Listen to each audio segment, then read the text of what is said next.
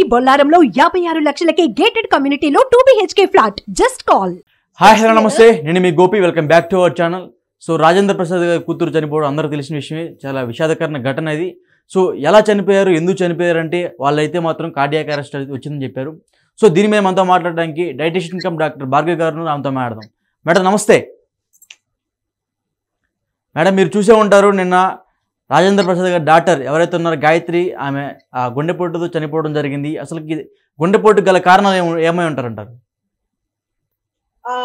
నిన్న నేను ఎప్పుడైతే ఈ ఇన్సిడెంట్ గురించి విన్నానో అసలు చాలా బాధాకరం అండి. ఎందుకంటే అమ్మాయి చాలా చిన్నది, అంటే 38 years. సో అట్లాంటి ఒక అమ్మాయి అట్లా సడన్ గా కార్డియాక్ అరెస్ట్, అసలు వెళ్ళడం కూడా తను చెస్ట్ యాంజినా తోటి వెళ్ళింది, చెస్ట్ పెయిన్ తోని. అయితే పెయిన్ తోని వెళ్ళింది, ఉన్నట్టుండి పోయాయి అంటున్నారు. బట్ ఇట్లాంటి కనుక చాలా రీజన్స్ ఉంటాయండి. ఓకే, ఇంకొకటి మేడం, అక్కడికి వెళ్ళిన తర్వాత మేము నిన్న వెళ్ళాము, అక్కడైతే మాత్రం చాలా విషాదకరమైన ఘటన ఇది కాదనట్లేదు. బట్ ఏమన్నా ఫుడ్ లోపాల వల్ల అలా జరిగి ఉంటుంది అంటారా? డెఫినెట్లీ అండి. బట్ ఆ అమ్మాయి poor diet one of the reason అని చెప్పుకోవచ్చు. అంటే తను తీసుకునే ఆహారంలో డెఫినెట్ గా చేంజెస్ ఉన్నాయని చెప్పొచ్చు. మీల్ టైమింగ్స్ వల్ల ఈ మధ్య చేస్తున్న రీసెర్చ్ లో నాకు తెలిసింది ఏంటంటే, మీల్ టైమింగ్స్ ఎప్పుడైతే సరిగ్గా లేకుండా, అలాగే ఒక ప్రాపర్ గా స్లీప్ సైకిల్ అనేది ఎప్పుడైతే సరిగ్గా లేకుండా ఉంటుందో, వాటి మూలంగా కూడా కంటివి జరుగుతున్నాయంట. అండ్ వాటితో పాటు ఇంకా కొన్ని రీజన్స్ కనుక చూసుకున్నట్లయితే స్ట్రెస్ వల్ల కూడా జరుగుతుందండి. ఓకే మేడం, మెయిన్ గా మనకి హార్ట్ అటాక్ ఎలా వస్తుంది, రావడానికి గల కారణం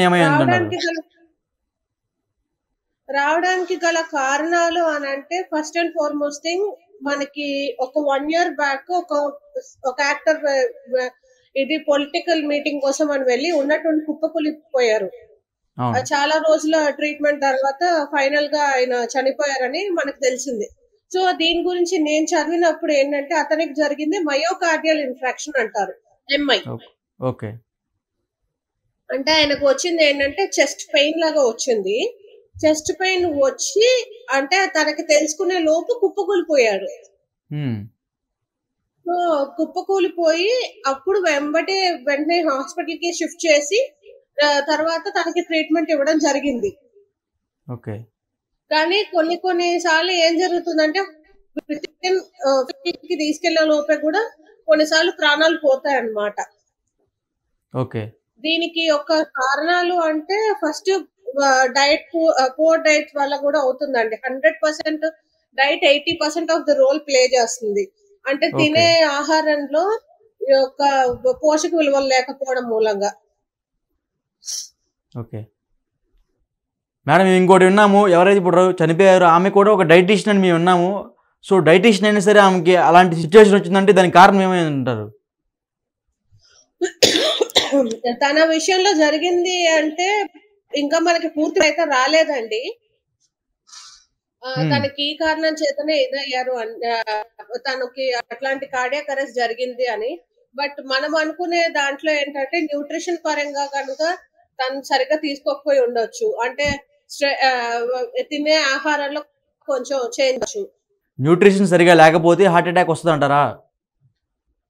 డెఫినెట్లీ అండి. అంటే తీసుకునే ఆహారంలో ఎప్పుడైతే ఫిట్ ఫుడ్స్ కానీ, ఆయిలీ ఫుడ్ ని, లేక ఉప్పు శాతం ఎక్కువగా ఉండే ఈ నేతితో తయారు చేసిన పదార్థాలు కానీ, లేదంటే మన ఎక్కువగా ఈ వెన్న అలాంటివి, అంటే ఇవన్నీ ఎంతగా మంచి చేస్తాయి అంటే చెడు కూడా చేస్తాయి కొలెస్ట్రాల్ రూపంలో. సో కొలెస్ట్రాల్ ఎప్పుడైతే ఒక్కసారిగా పెరుగుతుందో, VLDL కొలెస్ట్రాల్ అంటారు, LDL రకాలు ఉంటాయి వీటిల్లో. ఆ కొలెస్ట్రాల్ ఎప్పుడైతే పెరుగుతుందో దానికంటే ఒక లిమిటేషన్ ఉంటుంది. ఆ లిమిట్ ఎప్పుడైతే క్రాస్ అవుతుందో, ఈ హార్ట్ లో ఏవైతే నరాలు ఉంటాయో వాటి దగ్గర బ్లాకేజెస్ లాగా ఏర్పడతాయి. వాటిని మనం అథెరోస్క్లెరోసిస్ అని అంటాము.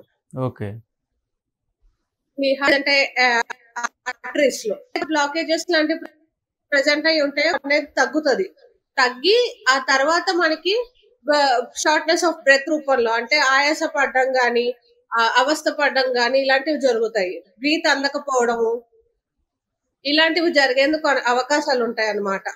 ఓకే. ఇంకోటి మేడం మేము విన్నాము సో నేను వెళ్ళినప్పుడు ఆమెకి గ్యాస్ట్రిక్స్ సంబంధించింది కూడా ఒకటి ఉందంట. సో అది దేనివల్ల వచ్చిందంటారు?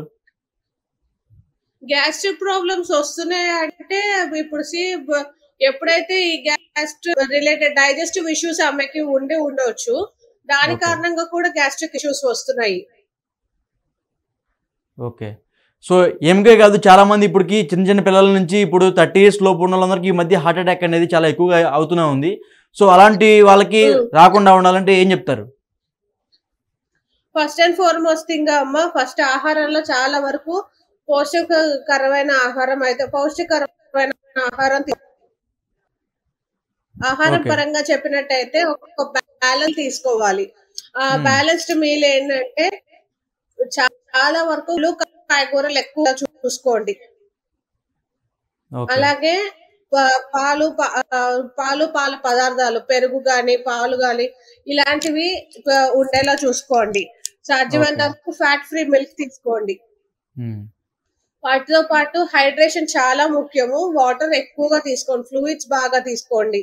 అలాగే వాటితో పాటు పప్పు దినుసులు, రైస్ ఇలాంటివి ఏవైతే ఉంటాయో వాటిని కూడా ప్రాపర్ గా తీసుకోవాలమ్మా. అంటే ఒక బ్యాలెన్స్డ్ మీల్ ఎప్పుడైతే తీసుకుంటారో సాధ్యమైనంత వరకు న్యూట్రిషన్ రిలేటెడ్ ప్రాబ్లమ్స్ అయితే రావు. నెక్స్ట్ ఏమో మనకి స్ట్రెస్ మేనేజ్మెంట్. స్ట్రెస్ హ్మ్. వల్ల కూడా చాలా మందికి కార్డియాక్ స్ట్రోక్ అనేది వస్తున్నాయి. ఓకే. అంటే తర్వాత డౌట్ ఉంది వాటితో మేడం. ఇంకొక డౌట్ ఉంది అందరికీ.